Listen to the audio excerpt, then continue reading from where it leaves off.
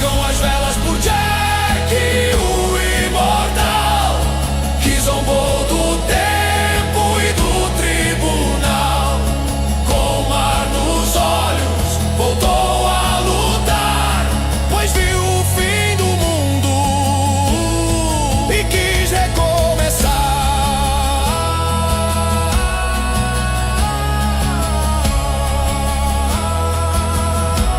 Na cidade de Muzutafu, a mais famosa do Japão graças à lendária Academia UA, ser herói não era só uma profissão, era praticamente uma carreira de celebridade. Heróis apareciam na TV todos os dias. Davam entrevistas, participavam de programas, estampavam outdoors gigantes, e alguns chegavam ao ponto de fazer propaganda de shampoo, pasta de dente e até energético. Porque, no fim das contas, salvar pessoas era importante. Mas manter a imagem também.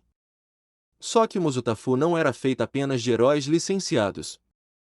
Existiam aqueles que atuavam fora das regras. Sem autorização. Sem registro. Sem apoio. Os vigilantes. Alguns eram levados a sério. Outros, nem tanto. E no meio deles, um nome começou a surgir com frequência nas redes sociais. Um herói de roupa vermelha. Baixo. Desengonçado. E com um tipo de confiança que parecia completamente fora de lugar. Seu nome? Chapolin Colorado.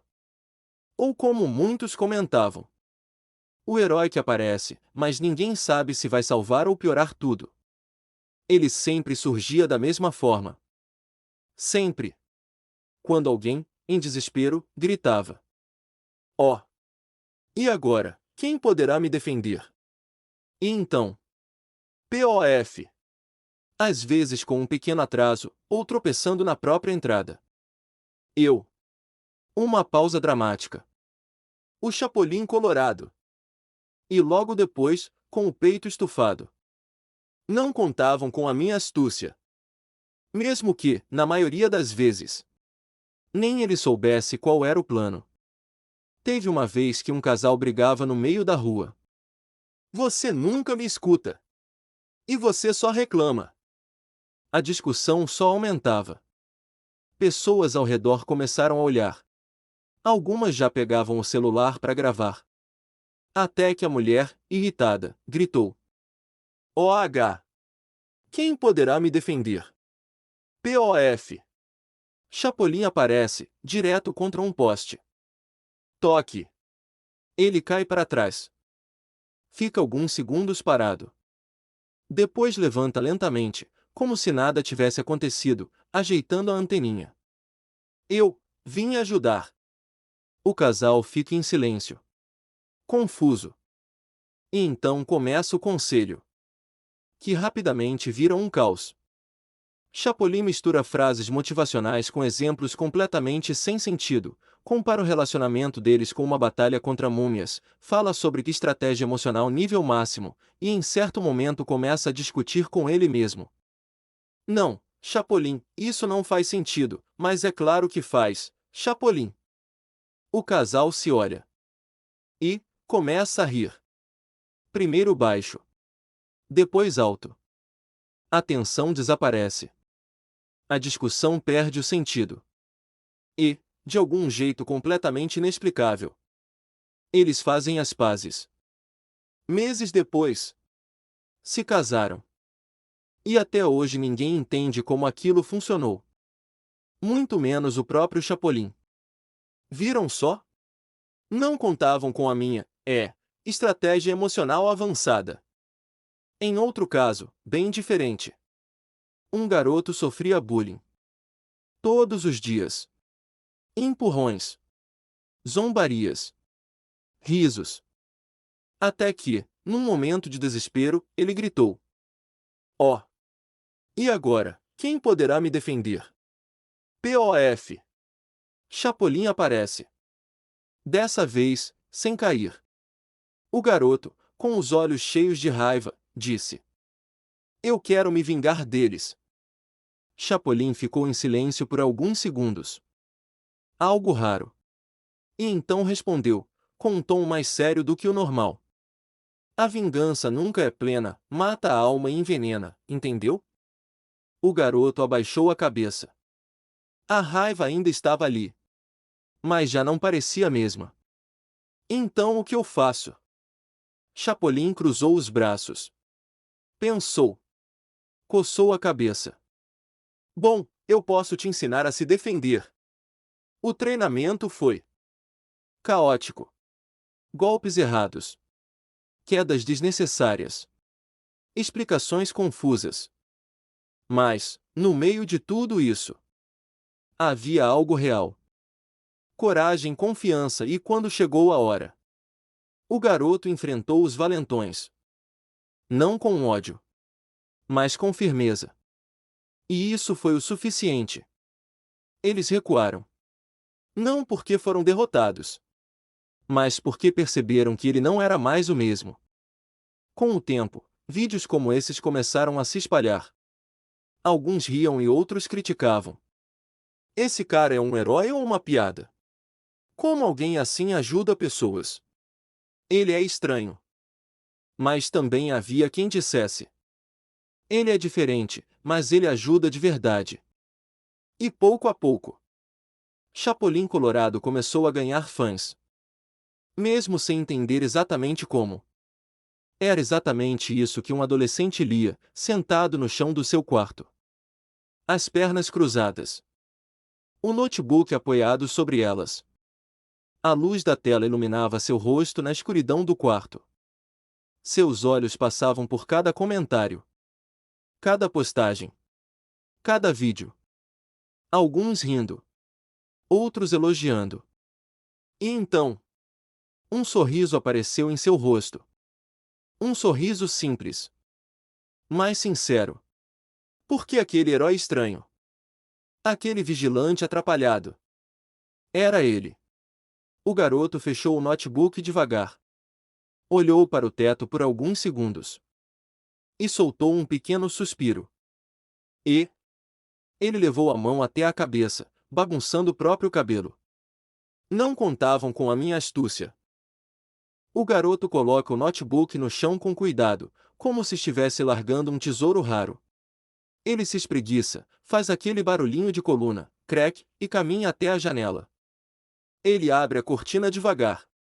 A cidade lá fora brilha com o sol, céu azul, gente andando, tudo bonito.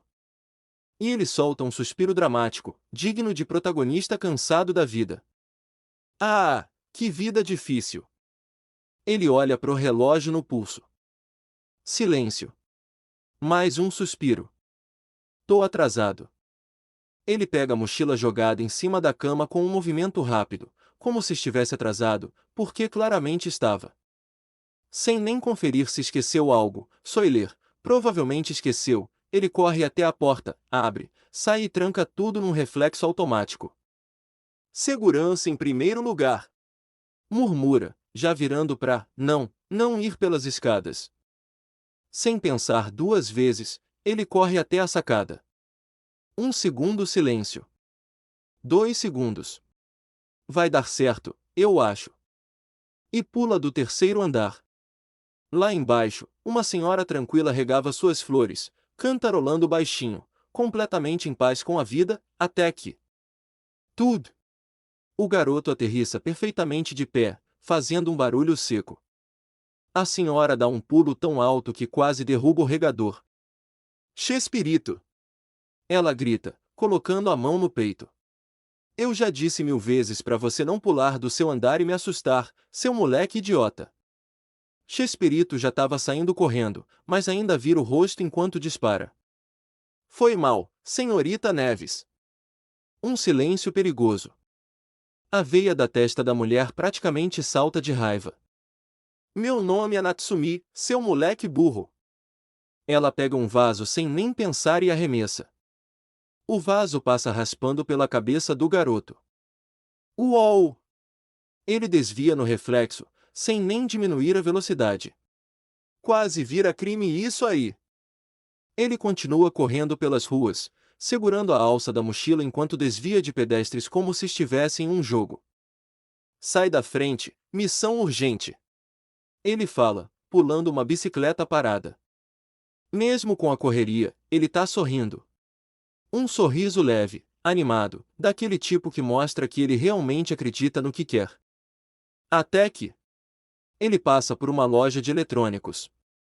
E para. Na vitrine, várias televisões exibem a mesma notícia. Uma repórter aparece animada. Hoje é o grande dia. O primeiro dia de aula da famosa Academia UA. E temos uma grande novidade. O símbolo da paz, All Might, será um dos professores. O mundo parece desacelerar por um instante. O sorriso do garoto muda, fica mais calmo, mais distante. Então, é hoje, ele diz, olhando fixamente para a tela. O começo das aulas na U.A. Ele dá uma risadinha de leve, meio sem graça. Se eu não tivesse dormido até tarde, talvez eu estivesse lá agora. Um pequeno suspiro escapa. Por um segundo, dá para ver a tristeza. Mas só por um segundo. Porque ele fecha os olhos, e quando abre de novo, o brilho voltou. Mais forte. Ele dá um sorriso determinado, daqueles bem estilo protagonista. Bom, não adianta chorar pelo leite derramado. Ele dá um tapinha no próprio rosto. Agora é seguir em frente, e virar um grande herói do meu jeito. Ele olha pro céu, como se estivesse fazendo uma promessa silenciosa. O vento passa. O momento fica quase épico, até que ele lembra do compromisso e grita: "Ai meu Deus, eu estou atrasado." E lá vai ele de novo, correndo em disparada, quase tropeçando em si mesmo. Chespirito vinha correndo como se a vida dele dependesse disso, e, considerando o humor do treinador, talvez dependesse mesmo. Ele vira a esquina à esquerda com tudo, rápido demais. Clang! Uma lata de lixo voa longe, a tampa gira no ar como se fosse efeito especial de filme barato, e no segundo seguinte. Trash! Chespirito vai direto pro chão, sendo parcialmente soterrado por restos de lixo. Silêncio. Um cachorro que estava por perto olha, pensa, e decide ir embora. Chespirito levanta devagar, com uma casca de banana grudada no ombro e um jornal velho na cabeça. "Tô bem, totalmente planejado", ele murmura, tirando o lixo de cima como se nada tivesse acontecido. Sem perder mais tempo, ele volta a correr. Mas o destino claramente não estava do lado dele hoje. Toque! Uma bengalada certeira acerta suas pernas, e Chespirito vai de cara no chão, deslizando alguns centímetros. Ele levanta o rosto devagar, e dá de cara com um velhinho de postura reta, olhar calmo, e uma aura de "você está ferrado." O velho apoia as duas mãos na bengala e diz, num tom tranquilo, calmo demais para a situação: "Está atrasado, Chespirito." Pausa dramática. 20 flexões pelo atraso. E simplesmente se vira e entra no prédio, como se tivesse acabado de dar bom dia. Chespirito fica alguns segundos no chão, processando a humilhação. Eu nem sabia que bengala podia dar combo. Com dor e dignidade negativa, ele se levanta e entra atrás do velho. A academia de boxe estava cheia. O som dos socos ecoava no ambiente, tum, tum, tum.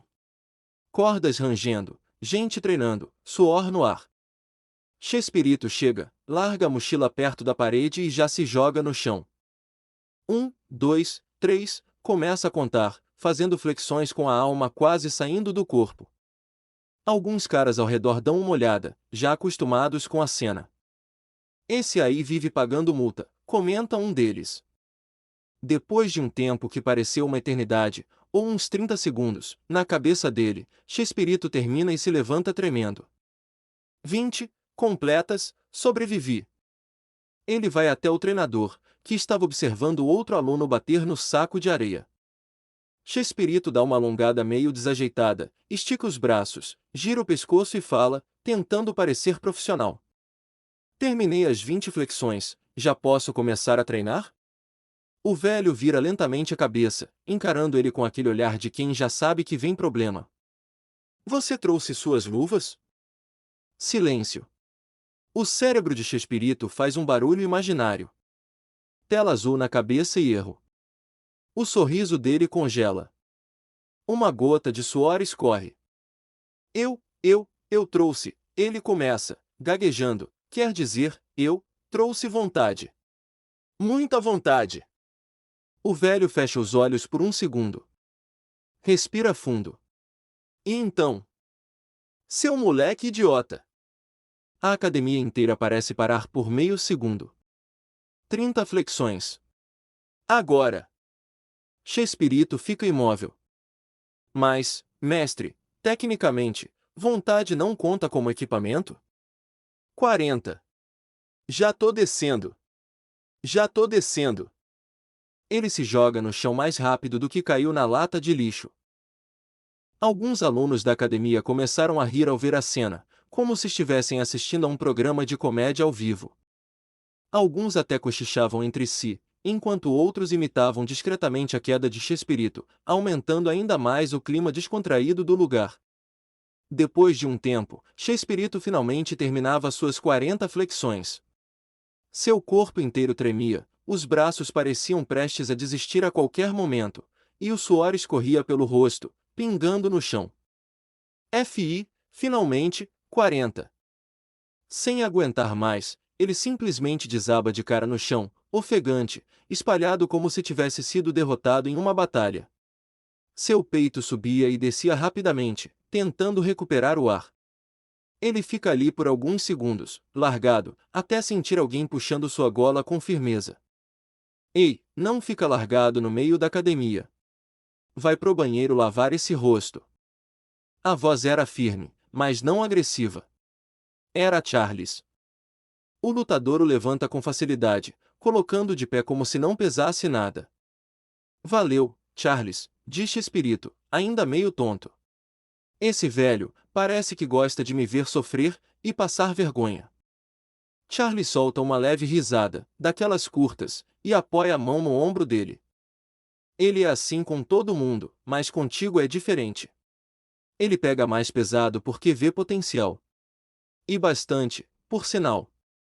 Chespirito ergue uma sobrancelha, ainda cansado, mas claramente prestando atenção.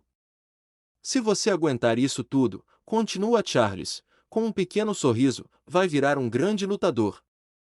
Ele então dá um leve empurrão no ombro de Chespirito, apontando na direção do banheiro. Agora vai. Lava essa cara aí, depois a gente treina de verdade.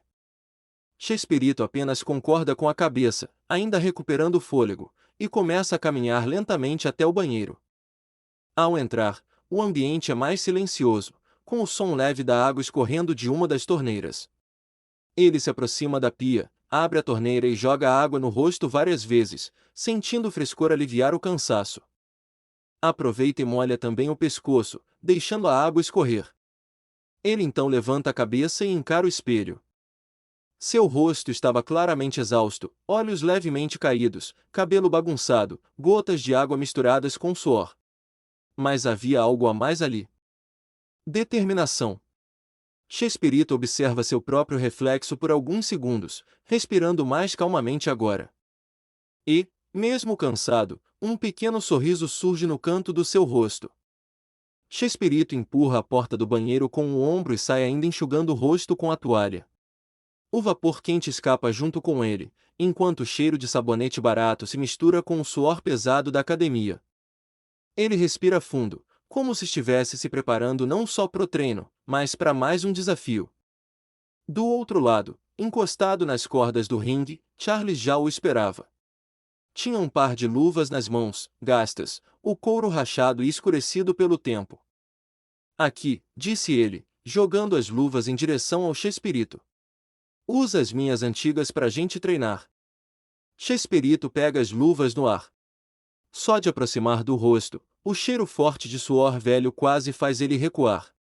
Ele faz uma careta rápida, mas não reclama. Apenas solta um suspiro curto e começa a colocá-las, apertando bem os velcros, como se estivesse se acostumando àquilo. Tá, dá pra sobreviver, eu acho. Ele levanta o olhar. No ringue, 2 alunos já trocavam golpes. O som seco dos socos ecoava pela academia, tum, pá, tum. Enquanto o treinador observava de perto, braços cruzados, olhos atentos como um juiz pronto para interromper qualquer erro. Charles se aproxima devagar, apoiando os braços nas cordas e olhando também para a luta. Ei, Chespirito, fala ele, com um leve sorriso de canto. Lembra da primeira vez que a gente lutou? Chespirito solta uma pequena risada pelo nariz, sem tirar os olhos do ringue. Claro que lembro, responde ele, ajeitando a luva. Foi a primeira vez que eu fui nocauteado na vida. Ele vira o rosto, encarando Charles com um sorriso sincero. Mas eu tenho que te agradecer, foi ali que eu aprendi que não dá para vencer tudo. Por um segundo, o clima muda. Não é só brincadeira, tem respeito ali. Charles ri baixo, balançando a cabeça, como se lembrasse exatamente daquele dia. Então, de repente, ele agarra o Chespirito pela cabeça e começa a esfregar a luva suada no cabelo dele, bagunçando tudo. Assim você vai me fazer chorar, seu baixinho. Ei! Para com isso! Chespirito tenta se soltar, rindo e reclamando ao mesmo tempo.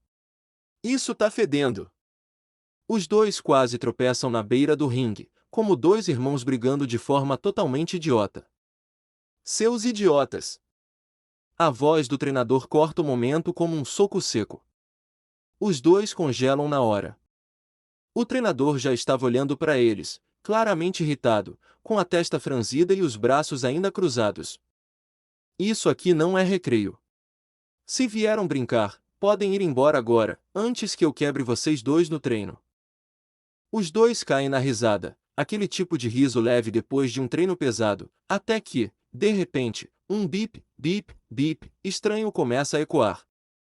Chespirito congela. E, ele arregala os olhos, foi mal, mas eu esqueci que eu tenho um compromisso.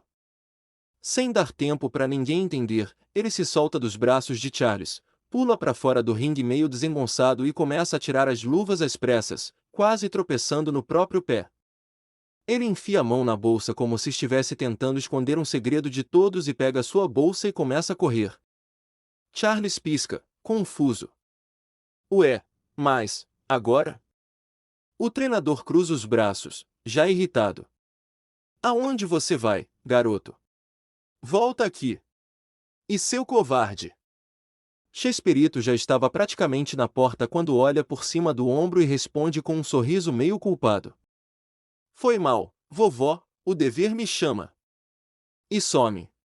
Do lado de fora, ele corre pela rua até virar em um beco estreito. Olha para os lados, certificando-se de que ninguém está vendo, embora um gato claramente esteja julgando ele. Você não viu nada, hein? Ele cochicha pro gato. Ele abre a bolsa rapidamente, e começa a trocar de roupa numa velocidade totalmente questionável, e meio atrapalhada. A capa enrosca, a camiseta fica ao contrário, ele quase cai tentando colocar a bota.